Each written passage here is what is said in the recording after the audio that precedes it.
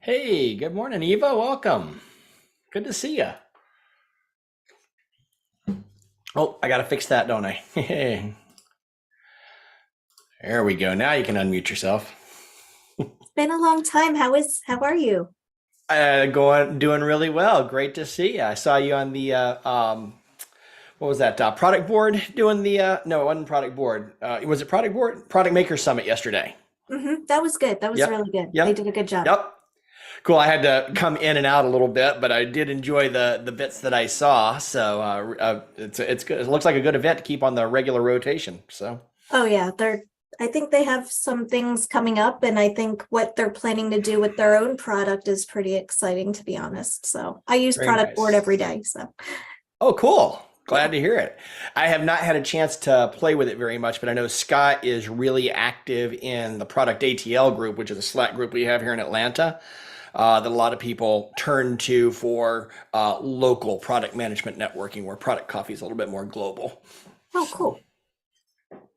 well, it's really good to see you here. So, today we got a few more people will be joining here in just a minute, but today we're going to be digging in on win-loss analysis and the product management implications of that. So, and that's kind of a different kind of a topic a little bit. I was at a happy hour last week, I think it was, and we were starting to talk about this a little bit. And one of the participants there had been both in, had been a head of sales as well as a product management leader, and was currently a product management leader, had been a head of sales as well. And his perspective was like, should product management even be involved in win-loss interviews? And that created a really interesting conversation as they were giving last call at the restaurant that we were at. So we'll get into that a little bit today as well. So, hey, Jason, welcome back from Charlotte. Good to see you. Good to see you. Glad to have you here.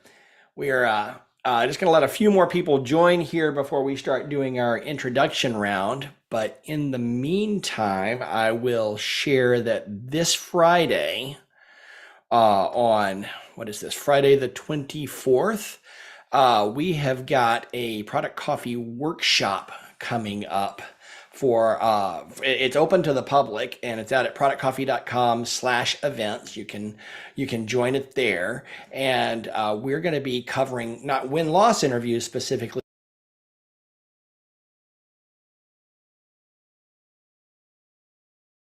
hours, and going to be a really good session. Here's kind of some information on it. So Ulrika Lobner Kelleher is a product management coach. She's up in the Pittsburgh area, and just gave this workshop in person for the PDMA up in the Pittsburgh area. And she's agreed to come do it here for Product Coffee as well. She's the author of a couple of different books on product management. She's got a third one on the way, as a matter of fact. And that's going to be at 10 o'clock Eastern this coming Friday. And the first 30 people or the first 10 people to sign up for it, I've got a promo code that I'll drop here in the chat, and I'll drop it a couple times here throughout the session today. The first 10 people to sign up for it will get half off. So it'll be $99 for the first 10 people. It's $199 for the general price, but if you're a Product Coffee Premium member, it's included in your membership. There's no charge for it. So you can even actually jump in and do a 7-day trial of Product Coffee Premium and get the workshop for free. Check out the group, see what you think about it. Just head over to productcoffee.com/premium to get the details on that. So we'd love to see everybody get in there. And in the meantime, let me come back over here. There we go. So we've got a few more people in here now. So let's get started with some introductions here. And for those who are joining us for the first time, one of the things that we do here at Product Coffee is we just kind of help each other with whatever we're facing. So it might be that you just have a celebration that you want to make. Maybe you crossed a big hurdle or had a big win in your product portfolio, and you just want to celebrate that or talk about a lesson that you've learned. We'd love to hear about that. Or maybe you've got a challenge that you're facing right now, a problem you're trying to solve, and you'd love to get some perspectives from other people who might have been there before. Hey, John Mansour, welcome back. Good to see you. Matt and Melissa, welcome. And, we've got some folks in here that have got a rich career in product management, strategy, marketing, sales, and can really help out with just about any problem that you may have faced. If there are some new emerging ones or some big questions on your mind, we'll dig into those together as well. So the way we do this is if your camera's on, I'll try to get to you to invite you to introduce yourself. And we'd love to just get tell us who you are, what you're working on right now, who you're with, and what has your attention right now. So let me start out with, let's go to John. John, why don't you say hello this morning? Let's see, am I the only John on here? Looks like it is, so I guess you are the only John, sorry. Good morning, everybody. John Mansour, president of Product Management University. There's always a lot on my mind since we teach the profession of product management. So it's, always ever evolving. I guess what's been on my mind lately is, as every industry or profession matures, fragmentation is inevitable, so I look at, every literally fragment of product management, and there's a framework, there's a book, there are training courses, all these things. And I start to think, if you're new in product management, how do you pick and choose which one is right for you?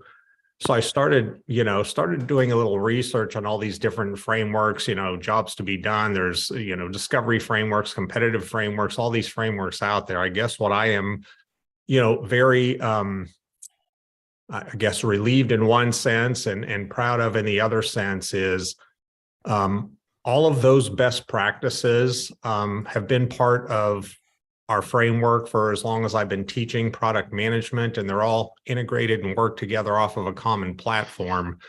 And that's number one. And number two, the one thing that is the common denominator amongst all these other frameworks is they rarely go beyond the user. So whether it's discovery or whether it's requirements or whether it's strategy or vision, they rarely go beyond the user. And since we specialize in B2B, as most of you know, you got to get beyond the users and understand what's critical a few layers up in the organization, which is the one thing we do that I've yet to see in any other framework, training program, book, anything like that. So I guess that makes me feel good.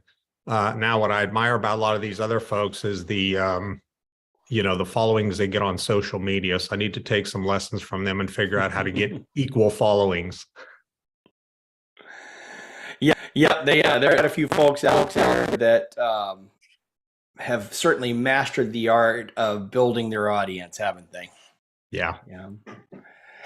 Well, you're a good one to follow. I've read a lot of your work, and John's always got some great, insightful content. So thanks for being here, and always appreciate having you as part of our discussions here at Product Coffee as well. So thanks, John. Thank you. Yeah.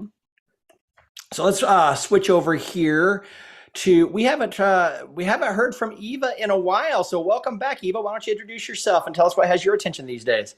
Yeah, I kind of fell off the face of the planet for a while. Sorry, trying to come back to these meetings. But typically I have a meeting with India at this time. So that's why I've been not joining. But I am Eva Beasley. I work for UiPath. Interestingly enough, about 50 minutes ago, I put a poll on my Twitter tweet. I don't know. I'm not, whatever. And I said, what do you believe is the most stressful part of product management? And I did shipping on time, engineering collaboration, giving presentations or demos, or roadmap decisions. And so far with 3 votes, roadmap decisions is the most stressful thing in product management. And that's actually what I'm dealing with right now. Like, how do I gain adoption? How do I make this roadmap look concise? I don't know if anyone was on the Product Makers Summit yesterday, but one of the speakers gave like an image of like a person standing in an intersection with like cars going in a bazillion directions and said, this is what prioritization looks like. And that's kind of what I'm dealing with right now. So 100%. It's almost like I set that up and I didn't. But so a couple of things for you to know about, Eva. I don't know if you've seen the emails coming out. We actually have a book club going right now at Product Coffee on Bruce McCarthy and C. Todd Lombardo's Product Roadmaps Relaunch. It just started last week, so we've only kind of done chapters 1 and 2. And we're going to get into the next couple of chapters this week. You can go over to productcoffee.com/book club, sign up for that. It's free. It's just, it's there for everybody. And it's a great discussion. We had about 17 people show up last week to talk about their insights on this book. And then in the next several weeks, we're going to have Bruce McCarthy and C. Todd Lombardo, possibly together or possibly at different times, joining to do some Q&A and discussions on roadmap challenges that they've seen along the way. And I'm curious from your perspective, Eva. There are a lot of challenges out there. Specifically, when people talk about making roadmap decisions. Have you heard a lot of criticisms or even more precise challenges that lead to people not trusting product roadmaps that you've experienced in your career, that you've heard people talking about, whether it be your executives or your peers or your stakeholders across the I think the big trend is like, what is on your roadmap? Is it what management and executives are dictating? Is it what salespeople want?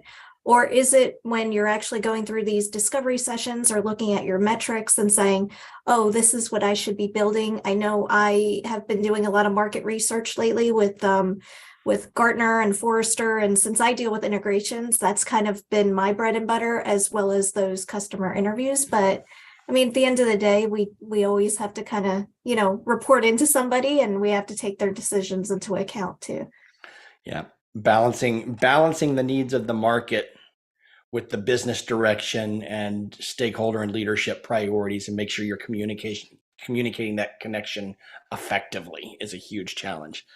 So in the month of April, we're doing a whole month-long series on solving roadmap problems and working through roadmaps and getting the process right for roadmaps. So I hope you'll be back here for some Product Coffee sessions on that as well. So it should be a good month, and it's one of the big ones for sure. So let's see here. Who are we going to slip over to here next? Jason Vincelette, why don't you say hello and introduce yourself? Hello and introduce yourself. So hi everybody, my name's Jason Vitzlet. Good morning. So I'm not with anybody, I would say, but I kind of head up the product camp Charlotte at the moment. And yay, thumbs up. Thanks.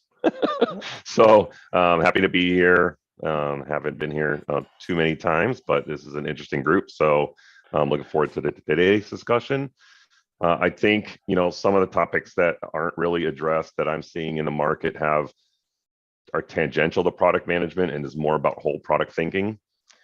In the B2B world, what we're seeing a lot is two main problems. One problem is companies are having a hard time implementing our software on time.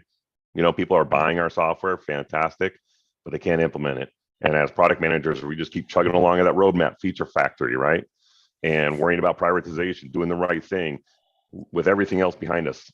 And we're leaving it up to the implementation team to hopefully implement the products. So hopefully the customers start paying. And this causes a lot of stress to the executive team and the board when they book revenue and can't achieve the cash and get the cash from it. So it would be nice to see topics where, product managers are encouraged to go a little bit through the matrix, go into the implementation area of their product, see what they can do to product management, help with the product management style through the professional services department to see what are the roadblocks to implementations, whether it be the relationship with its various parties, or maybe there is some automation that can take place. Maybe there is some ways easier configuration, and just really analyze that to see from a product standpoint if there's any ways we can help through that process. The second thing that I'm seeing, well, that really is the primary. I would say that is the primary problem. I'll hold the second one for another time.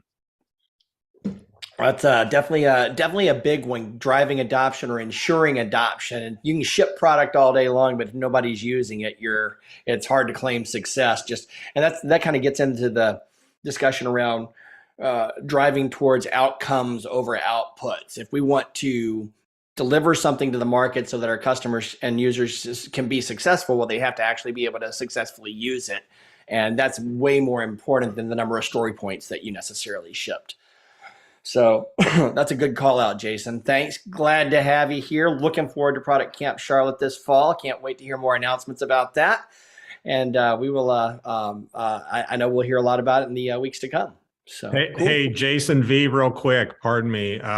Yep. I think one of you just mentioned, getting customers to use your product successfully. I think the next frontier for product management, and I'm starting to see some chatter about it, is productizing the onboarding process. There you go. Yep. There are a few companies out there that have delivered products specifically around that. I think WalkMe is one that's well known. Pendo has some capabilities around that, but it's not the whole end to end. It's just it's a piece of the puzzle. But there's definitely a big opportunity for growth and improvement. Probably a deep dive topic on that down the road here too. So thanks for calling that out, guys. Let's see here. Let's go. I had one more. I had Yeah. one more comment too, Jim. I was going to put it in the comments, but when I hear something like what Jason said, I think of the whole drive between all these, and I use the word XOps movements, the DevOps, the research ops, the design ops, where you're basically not going just to deliver, you're going actually to support, and you're creating those feedback loops, back to research, back to design, back to whatever. So you're really kind of just, taking all these lessons learned and, brainstorming, design thinking, and it's kind of like a, really a dynamic process. It's not just, hey, we got it out the door. Hey, did you get that? Did you get that product to them? Okay, we're done. Did you install it? Okay, we're done. Did it come up the first day? Yeah, we're done. Did the first user use it? We're done. You're really never done. And it's truly end to end, not just even in delivery, but also in, customer service and support. And I think that's kind of to me, that's the whole principles, that's the foundation for the principles of these, I call them XOps, because again, everybody's now adopting some form of XOps, be it design, research, dev, etc. Yeah, there's a whole piece of the product life cycle that's just beginning when you actually ship, when you actually make a sale, and there's still a whole lot more to go. So that's a good call out, Randy. That reminds Thanks. me of a program that I used to do called Scrum to Support, where we basically had a regular cadence of meetings, and we would not only, always do it when there were things that were coming up to sort of say, hey, support, this is how this works. This is what we're looking for in terms of feedback. But it also gave us a chance and gave them a voice, which was, I think, what the big thing is they felt a little in the dark sometimes, is it gave them a voice to come back to us and say, I know you're collecting pain points. Well, this is the thing that we're getting all the time. All the time. Can you do something about that? Or is there a different way we should tell them to handle that? And it was really useful, I found, to just really consistently keep that feedback loop in place, was through this sort of, let's say, it was just a constant cadence of between the teams, between product, and between the support organization, as well as we did ride-alongs. We would sit down there and listen to the calls silently and just hear the customers talking to support and hear support talking to the customers and all kinds of things like that. It was really helpful for us.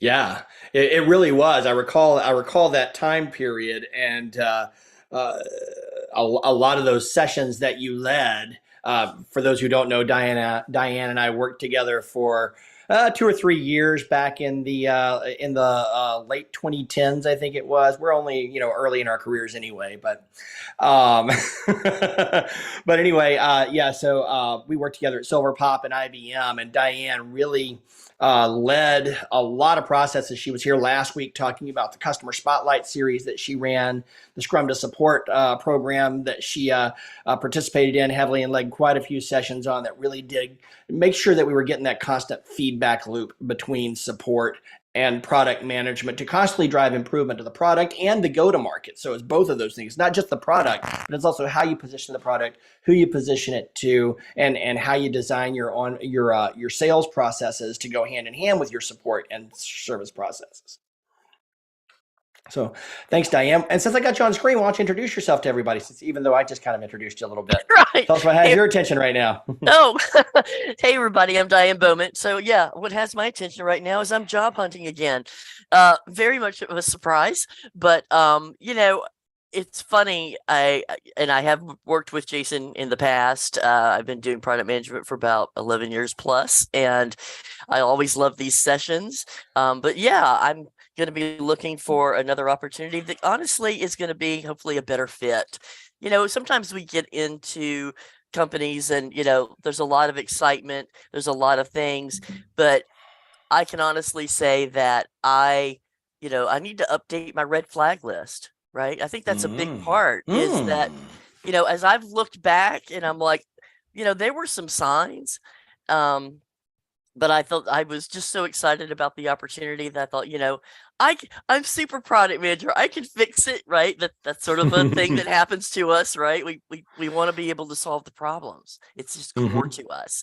And but at the end of the day, it really wasn't a good fit. It wasn't really healthy for me or anything. So, I'm going to be looking for some other things. So that's what's on the top of my mind, and happy to be here. All right. Well, we are glad to. You actually have a red flag list? I think that'd be fascinating to publish.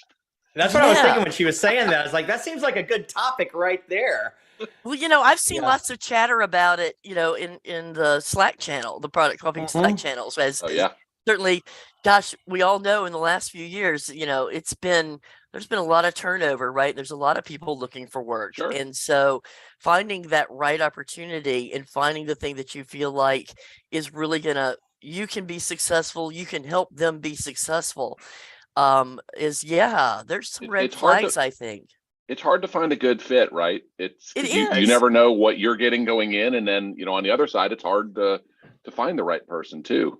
Right. Well, and there are a lot of companies out there right now that they've been around for 10, 20 years, maybe even more, but they've never had a formal product management or product strategy function. They're saying, hey, it's time for us to bring that on. And then they bring it on and they don't know quite what to do with it. So there's some growing pains that go in there and some adjustments that have to be made philosophically and culturally at the company level. So identifying, to your point, Diane, those red flags early on, not just to say it's a red flag to avoid a situation, but it's a red flag, something that needs to be addressed head on and early to drive success. I think that's a great conversation. I know Matt and Diane are both in our Product Coffee Premium Slack group, and I'd love us to spin up a conversation and kind of maybe build out a list and publish something on that if you guys want to help out with that. I think it's a great idea, Diane. Thanks for saying that specific phrase. Yeah, sure. Yeah. Yeah, I would love to join in on that too. And side notes, I bookmark like hundreds of articles. I just never have time to read them. But I probably like many of you, but I caught one of them caught my eye the other day. So I set aside the time to like intentionally read it. And it may or may not help you, Diane, and others who are searching, but I'll share it to the Slack channel. It was from Gibson Biddle like several years ago. He's the former VP of product at Netflix. He published a piece on his process of going back into the workforce after taking I think it was like a 2-year sabbatical. So really insightful, and I think it's generally great advice for anyone, regardless of what level you're at. So I'll be sure to share that. Yeah, thank you very much. Thanks for sharing that, Matt. And we'll also drop it in the notes here today. You asked me a question. I think it was last night, Matt, and I hadn't got a chance to answer you yet. But you asked about a lot of the information that I gather in support of these sessions and how I keep track of it all. Well, I got really crappy systems, but I'll show you what I'm doing with today's. I find that hard to believe. Let's see here. Where are we? That's the one we want. Boom.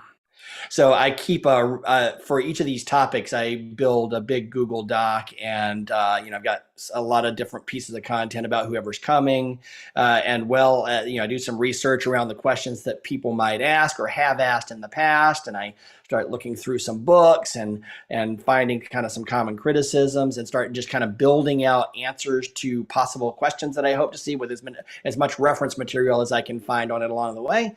And I keep it in a big old Google Doc. And I've tried Evernote over the years. Cool. I've tried, I know a lot of people are using Notion. I really want to check out Notion and learn that. I'm hearing great things about it. And ultimately, I think I'd really like us to have a nice big wiki at the Product Coffee website with a lot of this information in it too. Just got to free up some bandwidth and hire somebody to get that done. So. That is amazing to see that. Matt, I don't know what your motivation was behind asking that, but well, I kept a messy book last year, and it was a bad habit, and so I spent a couple hours at the very beginning of this year making a structured thought process and way to track everything I do at work, and it's greatly improved my efficiency and my work life in general, and work in OneNote, but my motivation for doing that was I've been gathering some meaningful information lately that's relevant to what I'm doing and some of the stuff that we've been talking about here. I'm just trying to find a good way to consolidate that together. So I'm starting to experiment with some tools like Notion and maybe even Google Docs and a combination thereof to consolidate this stuff and be able to find it again, because it gets lost in the shuffle. Yeah. So years ago, I want to say it was probably around 2010, 11, somewhere in that time frame, maybe as early as 2009. I was using a little product called TiddlyWiki, and it was a little micro wiki that you could carry around on a USB stick. So you could carry it home, or you could stick it in your computer at work, and you could even run it out of Dropbox. And it was great because I would just dump all my notes and I would create wiki articles. It was a lot lighter weight and easier to use than something like a media wiki. And didn't require a server because it was all JavaScript powered. And then the company that I was working at the time had a security incident and had to shut down a lot of things. I mean, they even locked USB ports for a while, so I couldn't use this tool anymore. And I've never gone back and had a tool that I used as effectively as that. I would launch it when I started. I would keep my journal there throughout the day. And as I found articles or resources, I would literally just start creating new articles. And you could just create a link and click on it, and that would create a new article in your wiki. And so as I was, studying a new topic, I could just start a whole new wiki page on it just by creating the link for it, clicking on it, and then start dropping my notes and my references and resources in that. I've never found anything that works as well as that did for me yet. But Google Docs and Evernote have been kind of my go-tos over the years. I've started to move away from Evernote simply because it's not easily exportable. It's not cleanly exportable. When you export Evernote, they export it into an XML format. You can't even get into Markdown, for example. So if I ever wanted to move away from Evernote, it's a pretty laborious process to move my notes out of there and into something else. I've been migrating more into Google Docs because everything there can be exported into some industry standard things. So. Yeah. Jason, I remember too, you mentioning you spend a lot of time on LinkedIn, and so do I. And so saving posts, I do that a lot, but then there's such a pain to find afterwards. That was another motivation for it, was I need to find what I just saw the other day that was interesting, but I can't. Yep. There was a product, I'm drawing a mental blank on it. There was a website that was specifically designed for saving posts all the time. And it was just literally, it was a bookmark organizer, and Yahoo bought them and shut them down basically. And I can't remember the name of it, but I had thousands of links in that one. So that's why once again, I've started to move to more industry standard type things to keep track of stuff. So. Delicious, Jason. I just wrote it. Delicious. That's it. You're absolutely right. That's what it was. Thank you. Yeah. Yep. Yeah. Hey, Jason, I thought you were just saying it was delicious. It was a delicious comment as well. Hey, Brian, why don't you introduce yourself while you're on the screen?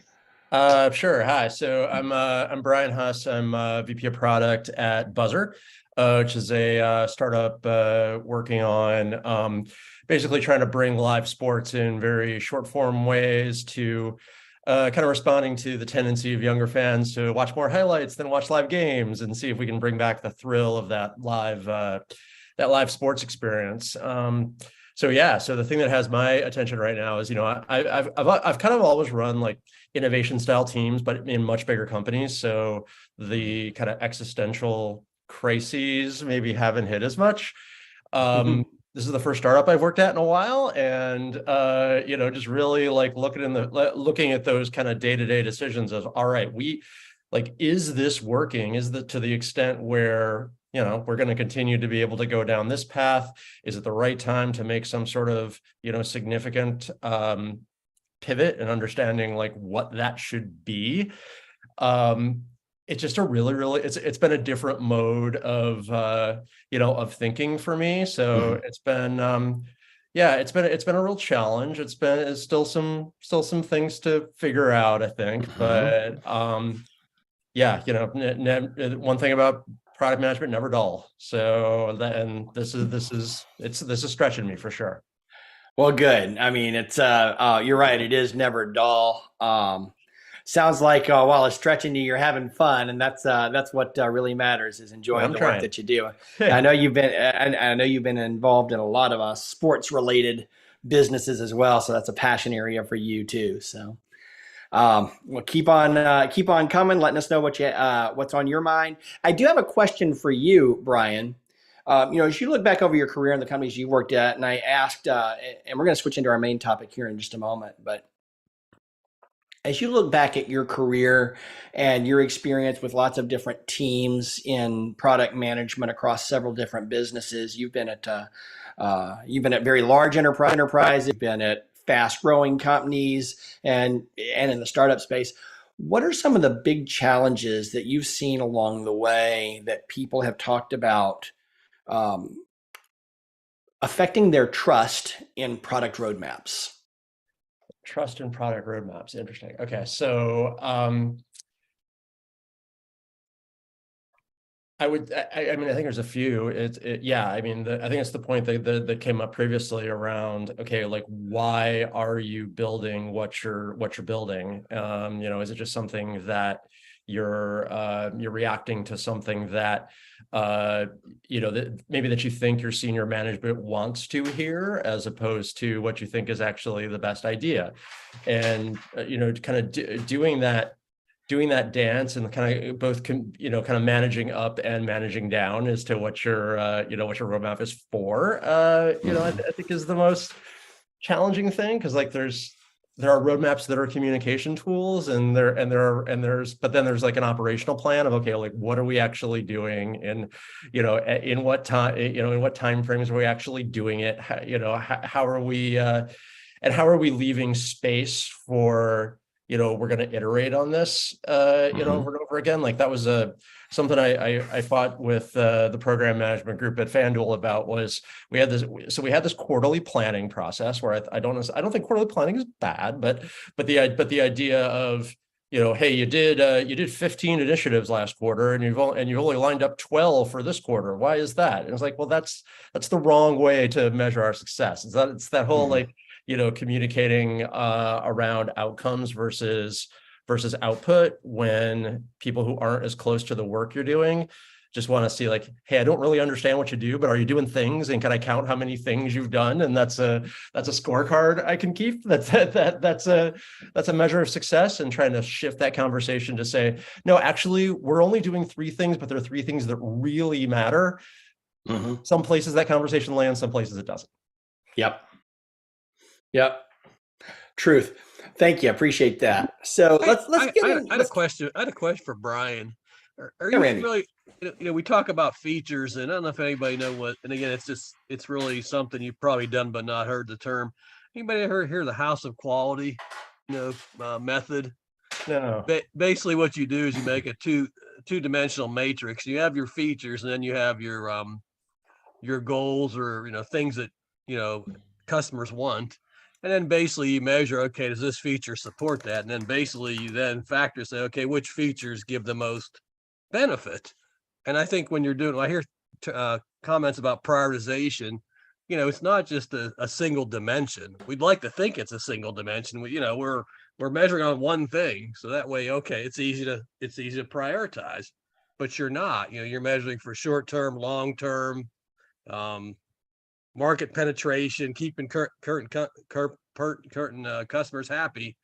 But again, when I hear about prioritization, I think if there is a silver bullet, it's like just understanding that matrix and getting some collaboration on the collective priority.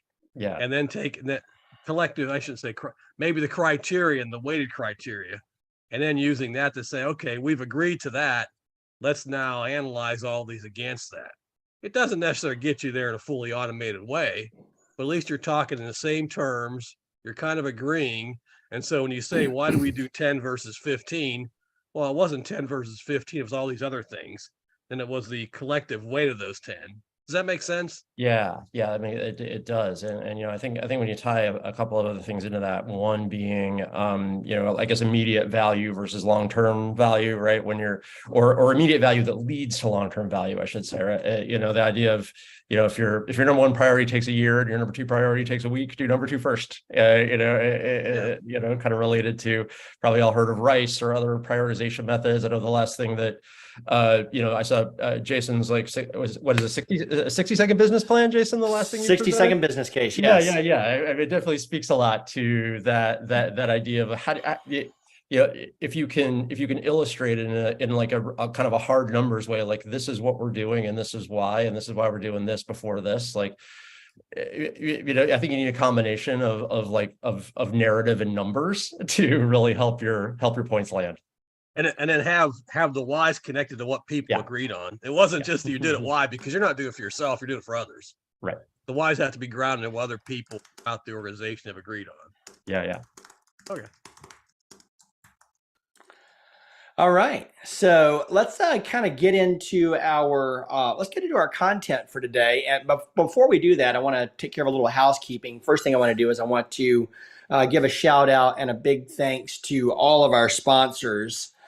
We've got a lot of sponsors that really make this weekly program possible. And I want to call out specifically Method, who's been our diamond sponsor here at Product Coffee almost since the very beginning. Last year, we welcomed Sophion. I don't see Brian on here just yet. I think he'll be here. Brian Utes will be here in a little bit. but Sophion has recently launched a product called Acclaim Products. It's at acclaimproducts.io, and it's a big suite of tools designed to help product managers align their metrics, their KPIs, and their product planning, and really keep track of their product strategy and how it's being implemented and the impacts that it's having across the board on a day-to-day basis. So it's a tool designed for product managers. It has road mapping capabilities, but it goes way beyond road mapping. It's really about visualizing and articulating your product strategy across the board. And of course, we welcome Genuine Parts Company as well, who has a ton of open roles right now. They are really amping up that department, the product management practice at Genuine Parts. They're going through a massive digital and modern product transformation. You can go over to productcoffee.com/GPC and find a lot. I mean, there's probably 30 or 40 actively hiring product management roles right now, when the rest of the industry, when a lot of the industry is kind of on a slowdown and a hiatus on hiring. Genuine Parts is growing their product management practice. So go over there and check them out. And I know there are some specific roles open in a fast growing group of that team right now. And of course, we heard from John Mansour this morning at Product Management University, who's been a longtime supporter of Product Coffee and Product Camp both. John, you've got a webinar coming up, don't you? I do, yes. Our Q1 training seminars, last one is tomorrow. So we've tackled, the overall thought behind customer outcomes in general, and we've hit a couple of product management, product marketing topics, and we're hitting customer success tomorrow. And that should be of special interest to product management, because what customer success teams, the way they are evolving, they're starting to have conversations with customers that, I always say product managers can only dream about having, which are, no agenda on the table other than let's understand what's driving your organization from the top down so we can create an account strategy, right? So part of that top-down discovery is hugely valuable to product management in terms of aligning your direction. And your customer success managers are becoming more and more privy to that kind of thing, which will help guide you to the right users, right job tasks, right workflows to drive your roadmaps and your planning. I want to second what John just said, because our customer success VP is leading those conversations together with myself now. And that's how the conversations are going. We're literally meeting with, the maybe second removed from or first removed from executive level, but still walking through that org and understanding what their priorities are, all the way down to the people who are doing the work first. And I'm finding this is a great platform for also understanding things related to the product, because we can have that conversation, without it being so formalized about requirements or product or what's working or not. It's just a great way to just have an organic conversation with the customer. Excellent. Yeah. So highly recommend John's workshops and courses. How many, by show of virtual hands using your reactions panel, how many people on the call today have ever been to one of John's product camp sessions, one of his virtual workshops, or one of his in-person workshops or trainings? I know it's a lot more than that. There's a few hands starting to pop up there. I know there's there we go. So if you haven't, you should reach out to one of these people and ask them about the stuff that John does. I think you'll hear resounding compliments and value across the board. So check out the productmanagementuniversity.com and John Mansour for that. So let's and finally, I want to thank Feature Upvote, who provides our ideas board at productcoffee.com/ideas, where you can make suggestions and talk about the types of topics you'd like to see us cover here at Product Coffee. Cortland in the chat just mentioned that he's trying to reconcile Horizon planning with the roadmap. Horizon 3 is a long-term roadmap, and they're not the same thing. You're absolutely right, Cortland. And I don't want to go too far into that today, because we really want to switch over to win-loss interviews interviews today, but that is a topic that we're going to cover in great depth next month, starting the first week of April and all the way through the end of April here at Product Coffee. We're going to do a deep dive on a lot of different roadmap topics, starting with what goes wrong with roadmaps, why they don't work, why they don't carry the trust that they need to. And that's why I'm asking those questions here today.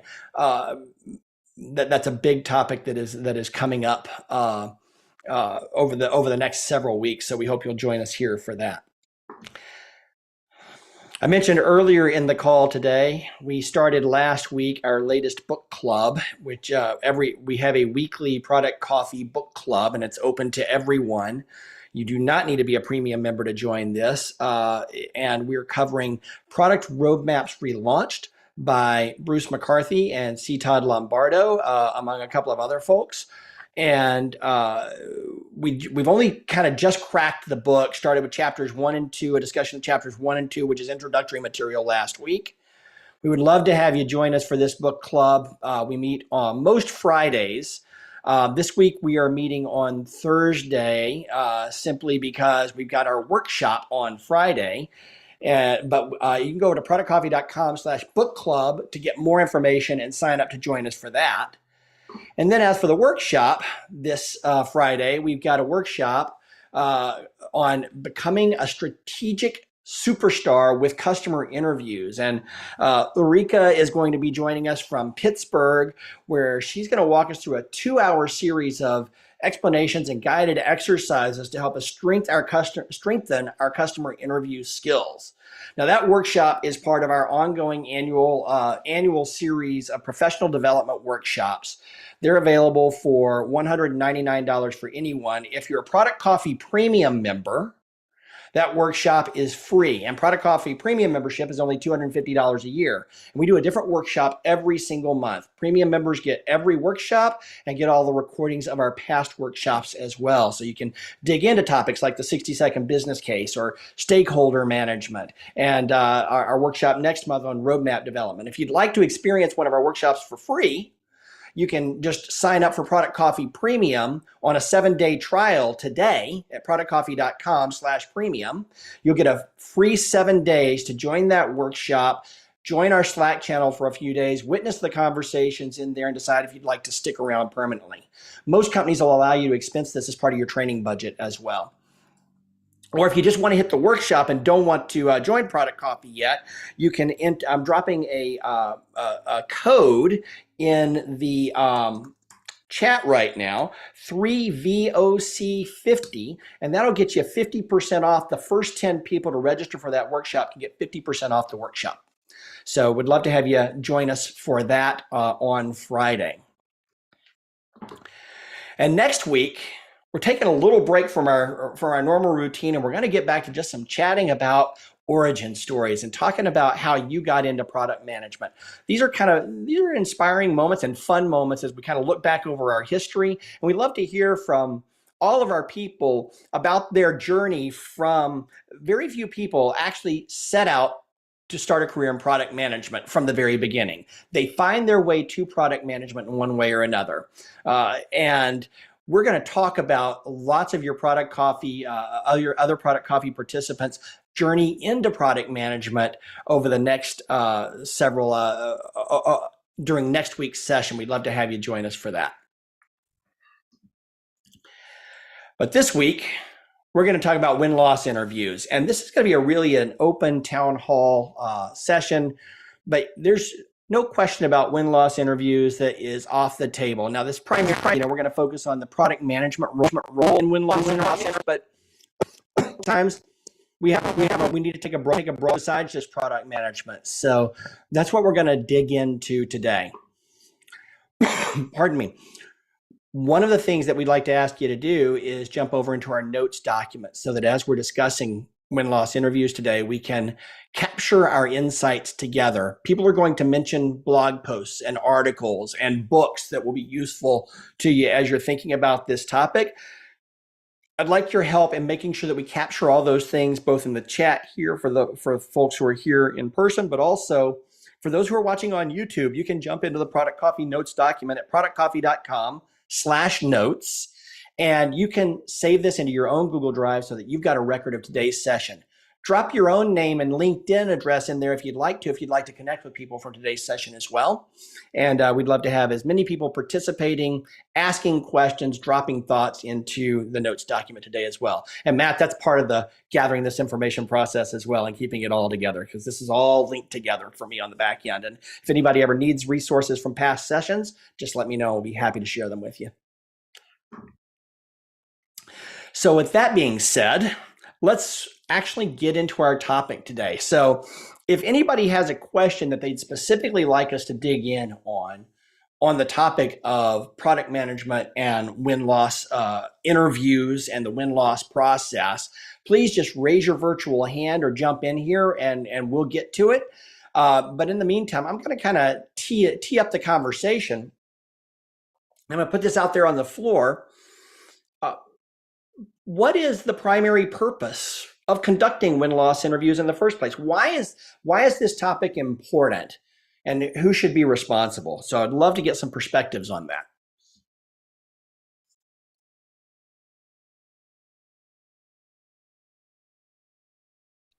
I'll say you can't grow until you know. I mean, if you don't know why you lost it or you don't know why you got it, especially, I know recently I was talking in the channel about trying to find that ideal customer, right? So we were looking at some of that and getting some data around that to be able to say, all right, when it went really well, both from the sales perspective and even into implementation, what was our sweet spot? I think that helps as to why these interviews can help us. John Mansour. Yeah, so, I think the important part behind doing win-loss analysis is to find out whether you won or lost just because they liked you better or because it had something to do with your product, okay? And for those of you who've been in sales, I've been in sales literally all of my career. You've heard this a gazillion times, right? Buying is an emotional decision that we use logic to support. So in all my years of selling software, I would ask the same question, whether we won and whether we lost. And to me, it was about how the question was answered. So my question was always, what were you able to accomplish with either our product or their product that you couldn't with the other? Okay. When you got a really specific answer, then you knew it was a product thing, right? So it was a big deal for us to be able to do this thing with account planning or accounts payable, blah, blah, blah. And we just felt like your competitor was too difficult to do or something like that, okay? That's a real answer. When the answer was something like, we just felt like, that means we just like them better or we like you guys better. It had nothing to do with the product. So what I've come to the conclusion of is when you win or lose, 80-20 rule, it's because you either outsell the competition or you get outsold. 20% of the time, it actually is a real product issue, but 80% of the time, it's usually not a product issue, and that it is really, really hard to get to that level of truth especially when you lose a deal, okay?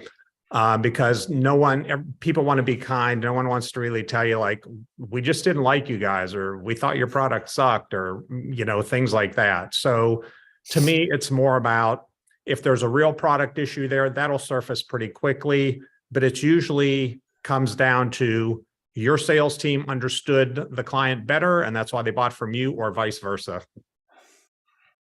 Yeah, I think you're right. That's been my experience as well. Is even I think it was David Cummings here in Atlanta once made a pretty bold statement that kind of ticked me off at the time, and he wasn't wrong. It didn't mean he didn't tick me off, but he said, product doesn't matter. It's about sales. And while that's not really 100% true, a great sales team or a great salesperson with a lousy product or a mediocre product can always outsell a lousy salesperson with an amazing product.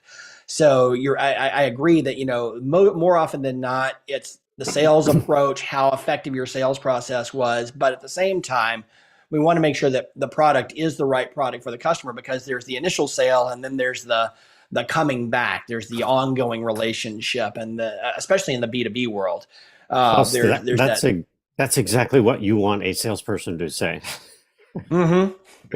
If the salesperson says it's all about product, you have a different problem. Exactly. But also to get in a little more detail on what John was saying, you have a perception of what the market need is. You have a perception of how strong that need is and how your product will satiate that need and how the market will perceive your ability to construct and deliver the product, right? Then you go into the sales effort and you win or you lose. And did you win or you lose because the market appreciated that you knew what the need was and that you had constructed the solution for that need?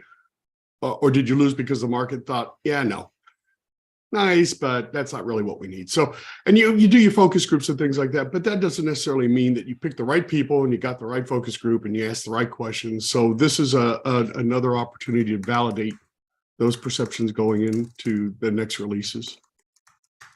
Yeah, I think sometimes maybe in a PM role or director PM role, we go into these or join these interviews with an assumption that we're going to learn something about the product or how we're going to improve the product.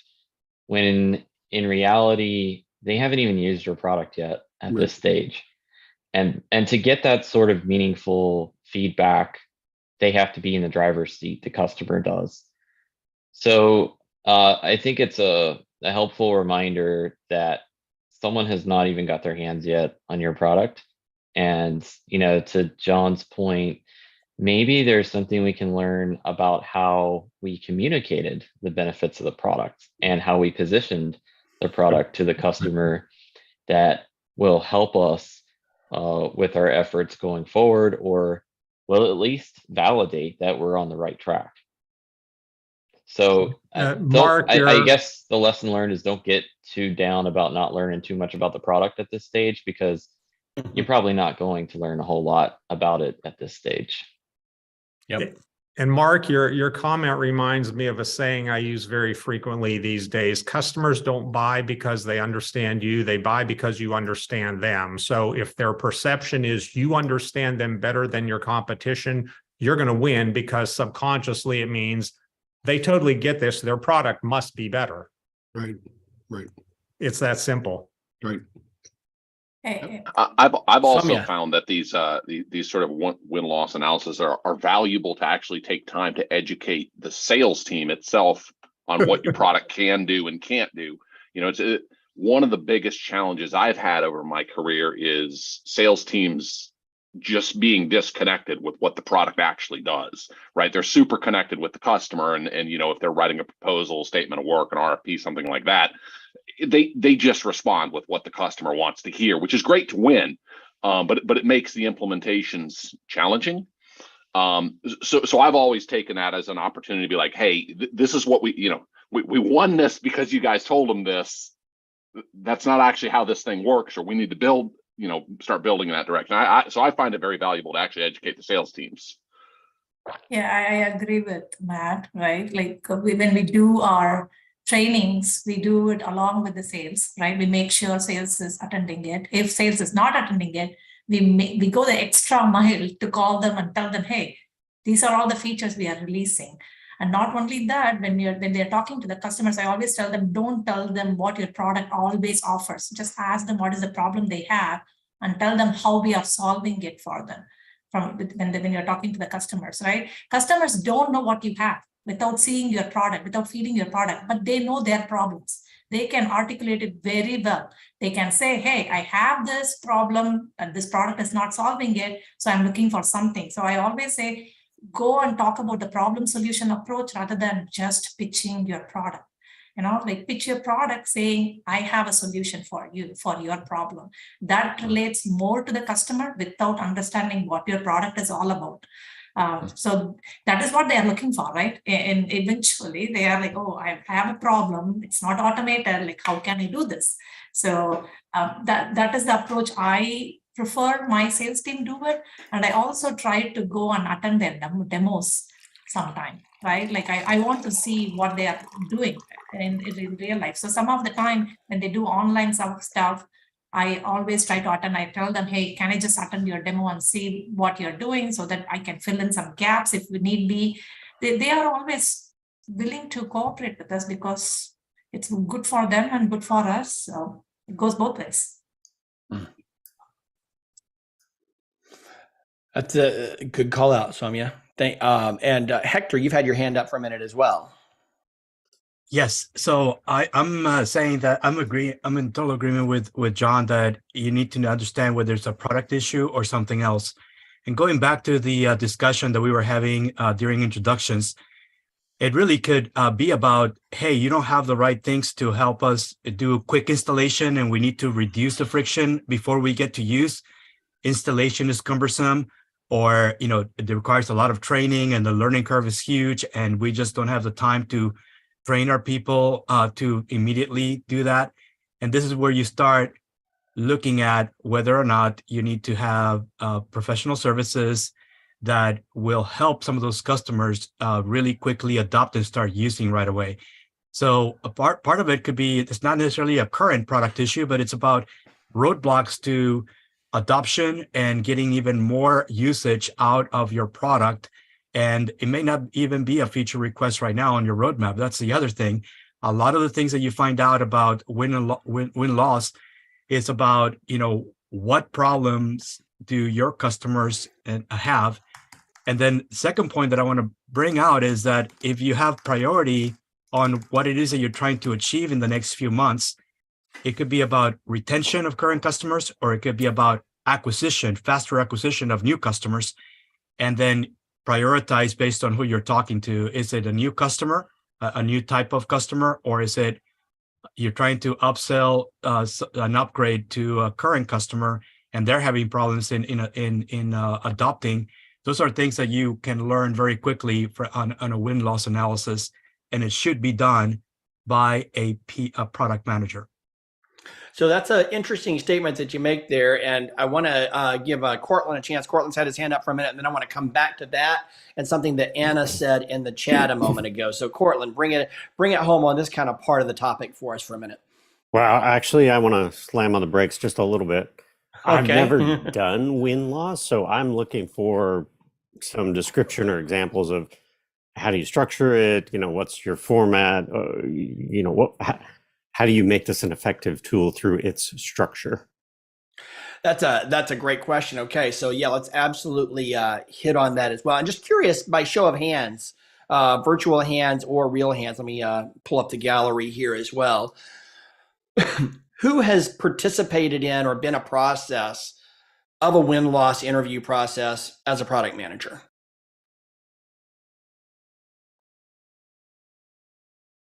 Fairly small number of hands, but a few in here. That's good. Okay, so thanks. So you're not alone, Cortland, and that's kind of the point. There is a lot of product managers and product teams don't participate in the win-loss process, and I think a lot of it is due to that idea that we're teasing there. John pointed out, if 80% of the win-loss reasons are really related to sales and only 20% product, that's an important kind of thing to pay attention to. And Anna pointed out in the chat, well, should product management even be a part of win-loss if it's really 80% about sales? Is there a more efficient or effective way to use our time?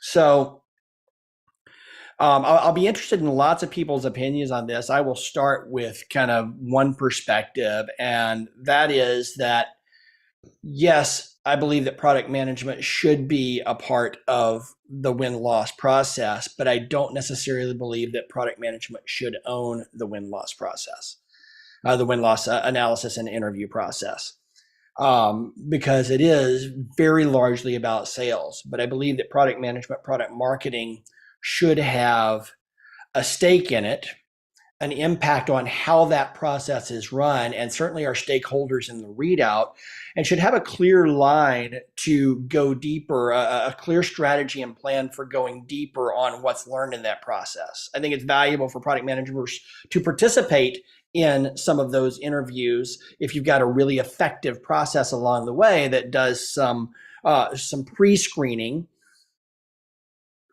A lot of modern companies use Salesforce.com or some sort of a CRM in their sales process. And when a seller loses a deal or wins a deal, there's generally a place for them to drop a little short reason or description for why they won or lost the deal.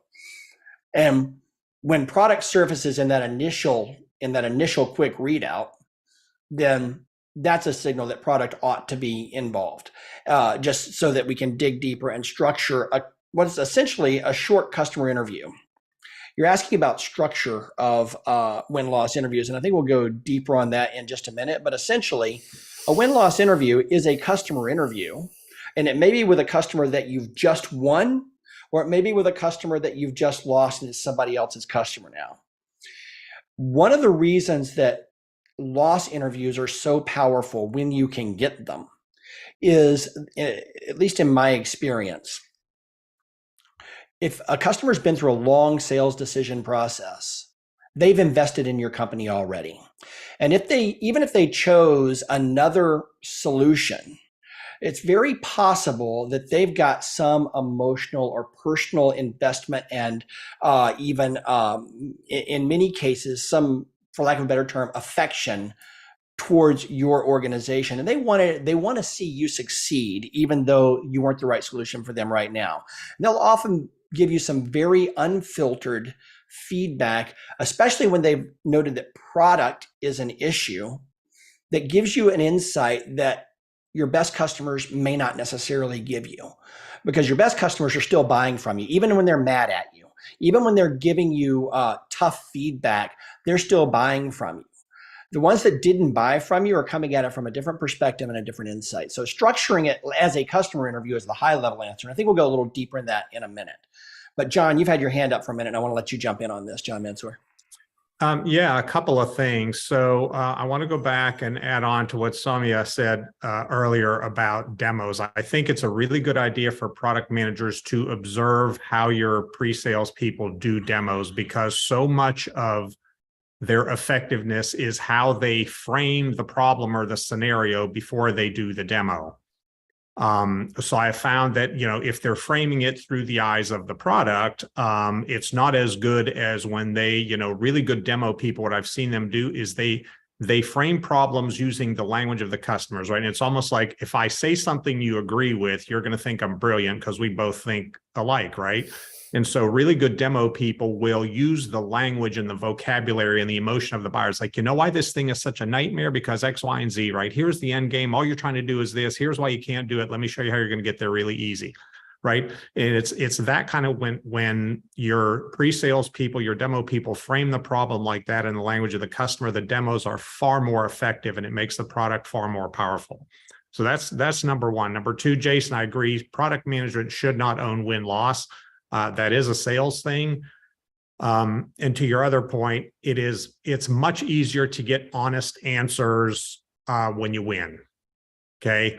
Getting honest answers to why you lost after you lost a deal. In most cases, once you lose the deal, nobody wants to talk to you because they think, oh, you're just going to, keep trying to pound us to get back in the door here, turn the deal around, do something. So it's really hard to get those interviews. The other thing that I think, in recent years, last probably 15, 20 years, that's made win-loss analysis even more difficult is because so much of the sales process is taking place over Zoom like this.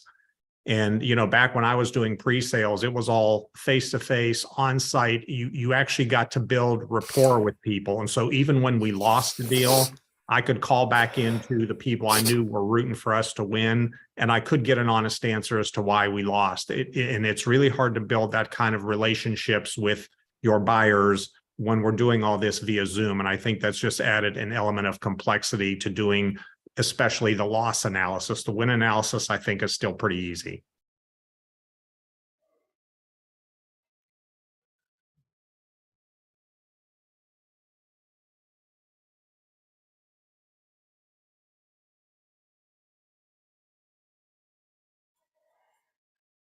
Did we lose Jason? Jason, we can't hear you. Sorry. Yep, I was double muted because when I pour coffee, apparently it sounds like a coffee sound effect. No, It is a I was coffee sound thinking effect. everybody is Just like taking it in. wave your hand and unmute. And the No, hard it's- silence it's- is like, oh, everybody is observing what just John said, like profound. Just soak it all Soak in. it in. Yeah. So what I was, I what want I to was jump saying in, is, Jason. Hector, I was going to actually ask you, and I want to kind of frame it up a little bit, Hector. John's perspective is sales should absolutely own win-loss. you stated in chat the opposite viewpoint. You think that you said product should own win-loss. Tell us about your perspective. Yes. So my experience, when I do win-loss analysis and it's led by sales, the customer will always say, especially for SaaS products, it was the price, right? Or it was something that is not working, a feature request that they submitted that we did not deliver as on the roadmap as they wanted. And that, becomes the only reason. And it really is not. So one thing that John pointed out is that you really need to have a trusted source be the interviewer, somebody they trust. And if it's the same person that was involved in the sales process to begin with that lost the sale, then my take is that if, especially for B2B, it's a series of touch points along the way, and then you've lost the sale. Asking the same account executive to go and find out why they lost a sale by interviewing the customer, you're going to get a biased opinion no matter what, because the interviewer is biased. And it's not just one person, the entire sales department will be biased if you try to get them to start conducting win-loss analysis that are really discovery calls to really understand the root cause as to why you lost the sale. Now, how trustworthy, you're perceived by a customer, I think it's just, you don't control that. But normally the case in my experience, when I'm involved, I'm only involved in certain aspects during a B2B sales as a product manager. I come along with the sales team, but I'm not involved throughout, right? And so I always make it a point that I'm there during the pre-sales and also post-sales. I'm involved in doing the win-loss analysis, and I let them know as I'm going along in the pre-sales process that they won't see me for all throughout, but that I will come back once a decision is made. So I let them know, and that creates trustworthiness. You tell them what you're about to do. You have transparency in what it is and who's going to be involved in the sales process. And as a product manager, you tell them, I'm here for this particular thing. So we know to learn exactly what your needs are and what feature requests are more critical for you in order for you to begin deployment. And we can help you do the planning. But also, if you decide, whatever you decide, win or lose, I'll come back to you and ask you, exactly why we didn't make the cut in actually winning your sale. And that, I find, creates clarity and transparency. And often what you find is that, if it's not about the product itself or the feature request or the price, it's really about, how easy it is for your product to be adopted by the users, and the level of knowledge and expertise that the users need in order to actually effectively use the product once it is deployed. And some of those things can be additional services that you can offer. You can either bundle as part of a new installation, or you can price it like support and for operations and management. And the more complex your product is, you will find out over easy that it's not just about the product. You need to have some operations and maintenance support plans of different shapes and sizes, because some users and some customers will need more training than others just to learn how to manage and operate your product. And that's it. The more complex your product is, you won't find this out on a win-loss analysis. It's carried out by a sales team. Well, but and even so, I think there's a couple of points floating around in chat that I think really bring home what I think what I'm taking away from what you're saying is, one is there's inherent bias in a win-loss interview process when it's conducted by a stakeholder in the sale. So if the seller who's involved in the sale is conducting the interview itself, then you're going to get some inherent bias. If product is conducting the interview, you're going to get some inherent bias as well. Cortland asked a great question in the chat. He said, well, is it really more about is there a difference between running win-loss and having a hand in the design of how it works? And I think that's an excellent question, because that's really kind of where the best practice material and the companies that do this really well actually end up landing pretty frequently. Is your win-loss is best conducted by either an independent group within the organization, such as a sales operations group that doesn't have a hand in the actual deal, but really more in the sales process, and very often even by a third party. An outside firm can often be responsible for win-loss. That obviously gets a lot more expensive, and it's kind of where enterprises tend to play, but you can get a very unbiased view, because eliminating bias in these conversations is a huge part of what has to happen in order to get the effective insights that you're talking about, Hector. And John said sales reps shouldn't be doing the loss interview. It should be owned by sales operations specifically, is what John said. People who are not involved in the deal. Exactly. But product should be involved as a stakeholder in the process. And sometimes what I'm also curious about, and I'll ask for another show of hands, just kind of in the chat here, either use your react panel or raise your hand on the in the gallery view. Does your company, does your organization have a win-loss process that you're aware of right now? Do you have a consistent win-loss practice in your current organization? 1, 2, 3, kind of a shaky hand. 4, very few hands going up here. This is why I believe that win-loss analysis and win-loss interviews are an important topic for product managers, for product leaders to have some expertise and authority on. It's not that you can, so that you can own the process, not so that we can own the process or own the interview, but it is so that we can own the outcome of the interview, be a stakeholder in the interview to ensure that as a business, we're implementing the right practices to successfully go to market with our products and to successfully deliver products. So being able to lead and help with that process and drive organizational change is a hallmark of product leaders. Yes, there are better people to do it. It might be by influencing your sales partners or your sales operations partners to start this process. But very often there's a kickstart and a jump start. And if I'm looking at this group right here today, I saw roughly 20% of you raise your hands that you had some sort of a win-loss process in place in your current organization that you were aware of and familiar with. So learning about it, the benefits and how to put them together and leading change in your organization to drive those insights is an opportunity for us to lead as individual product professionals. So Mark, you've got your hand up. Is that from the question, or do you have something else you want to kind of insert here? No, my perspective is that I think you have to be flexible, right? You have to look at the client specifically. Because, for instance, if it's a client that we have a long relationship with, we have sell them other products and services, then sales is in there pretty close. They can talk to these people. They can get some honest answers.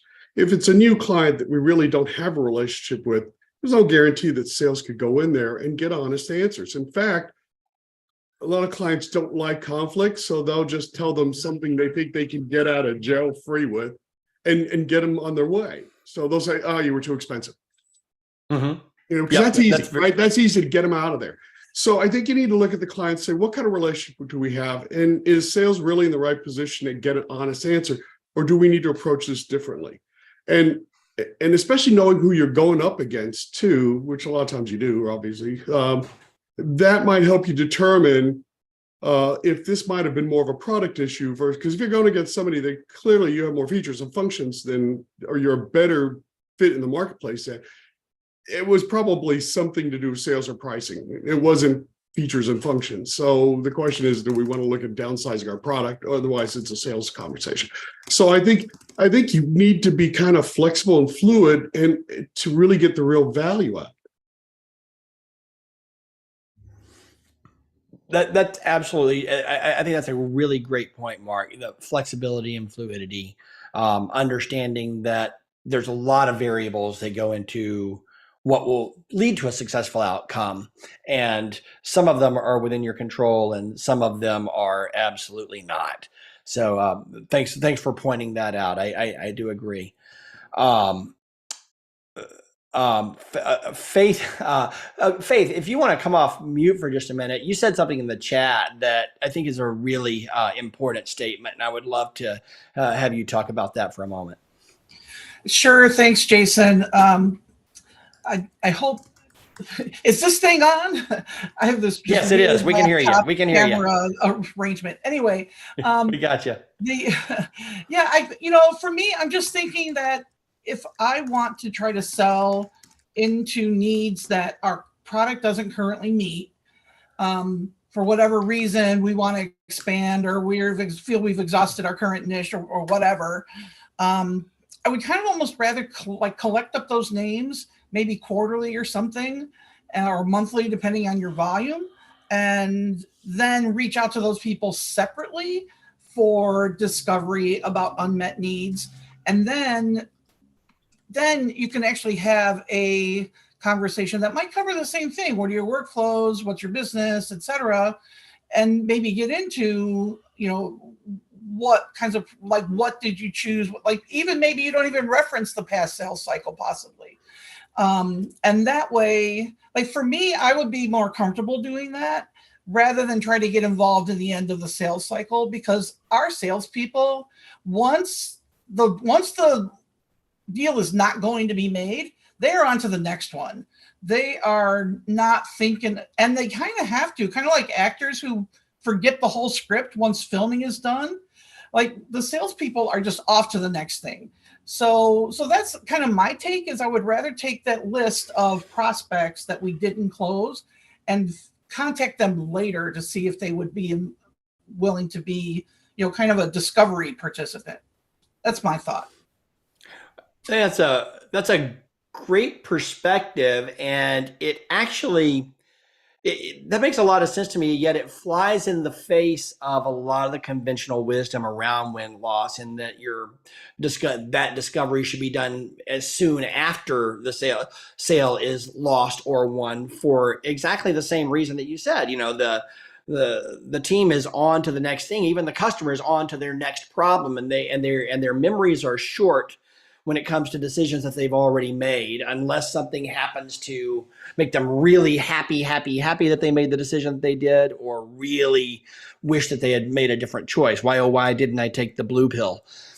But that's a really great call out. So your position then, to summarize that, is instead of focusing on the win-loss aspect of it, keep track of who you lost and keep track of how things go, and then come back to them down the road as more of a discovery conversation about their needs and what's meeting their needs right now, versus the product that you're responsible for as well. Really focus on the outcomes they're trying to get to.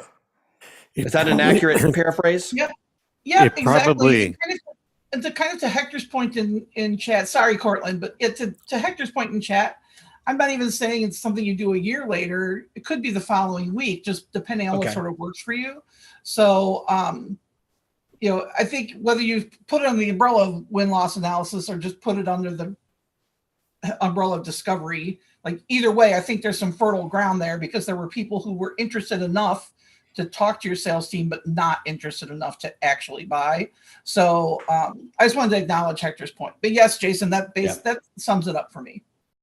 That's great. And it probably depends on whether this is an enterprise sale product or more of an individual product purchase that someone does individually, how much collective memory there is. And this is I was asking, what does this look like?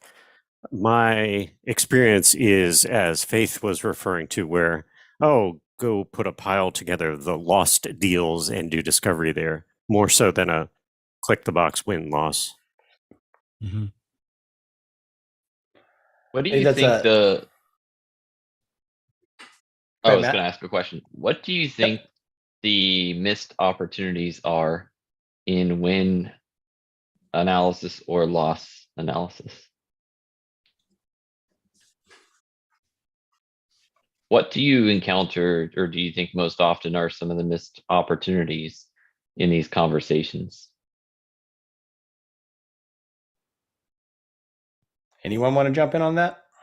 This is Jason. I'll jump in. I think so. I've done these for years, over 15 years. Done win-loss analysis conversations is actually one of my favorite part of being a product manager.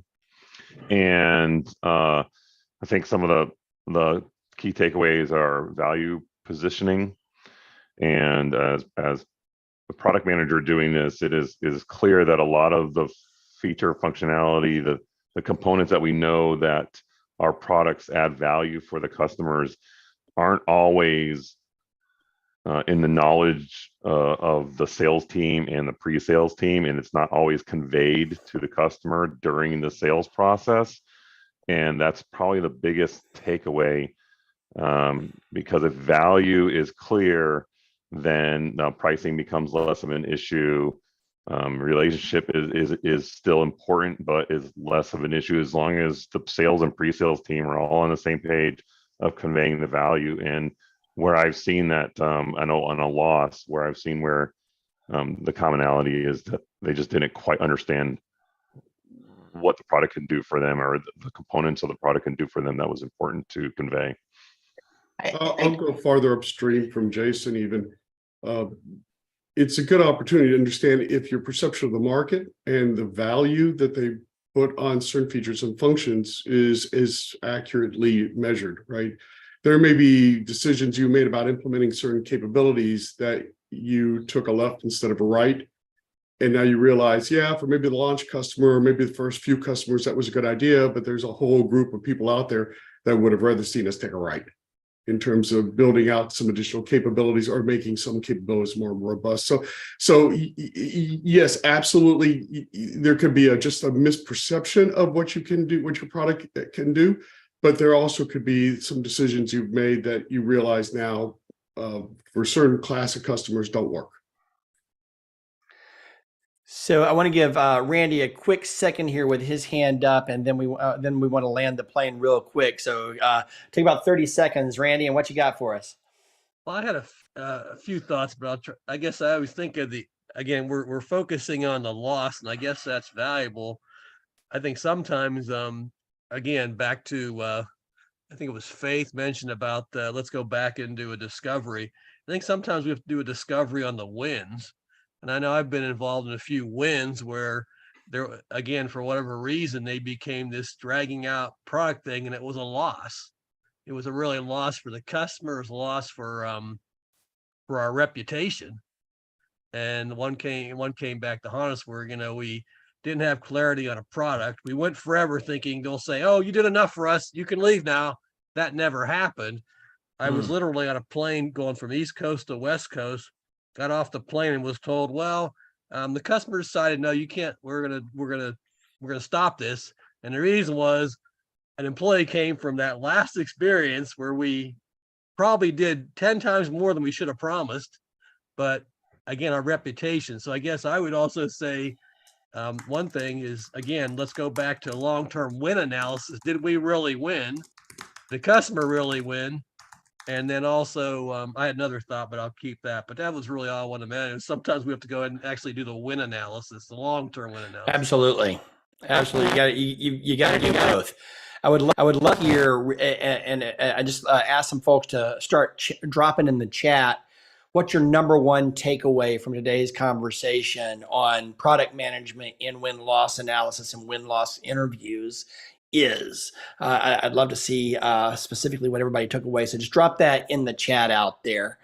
And in the meantime, I want to remind everyone that well, first of all, let me tell you, I think this conversation has served to strengthen my perspective that product management is a massive stakeholder in win-loss analysis and win-loss interviews, but doesn't ultimately need to own the process. Product management does need to, as a stakeholder, need to ensure, as the conscience of the company, that our organization has a strong process and can bring some skills to the table from our customer interviewing skills to help inspire and spark that conversation. but ultimately getting a group, an impartial group that doesn't have a stake in the individual sale to own that process seems really valuable to me. I see Allison says always an opportunity to learn from wins and losses both. Randy says splitting involvement and ownership is important. Megan says the importance of collaboration between sales and product to create the right win-loss process. Yeah, it's a collaborative exercise, Megan. Totally agree. Thank you. Diane's taking away the benefits of building relationships with sales and understanding and aligning on customer needs and pain point from a new perspective. So I want to thank everybody for being a part of this discussion today. I want to remind you all that we have got coming up on Friday, we have our next workshop featuring Ulrika Lobner-Kelleher on becoming a strategic superstar with customer interviews. Ulrika is a product management expert, has been teaching and writing about product management for many years, and is going to be walking us through digging in on customer interviews and really carrying insights away that can help transform your organization. I hope you'll join us for that on Friday. It's once again, it's free for Product Coffee Premium members at productcoffee.com/premium. If you use the code 3VOC50, you can go to productcoffee.com/events and register for that workshop for half off. And we would love to have you there no matter, or at least the first 10 people can register for it for half off. We'd love to have you join us for that. With that being said, we'll be back next week with origins and how I got into product management. I want to hear your stories about your journey into product management, the advice to people who are starting here in product management. We'll look forward to seeing you all back for that next week. And that's it for today. So thanks everybody for being here. Have a wonderful week. Bye-bye. Thank you.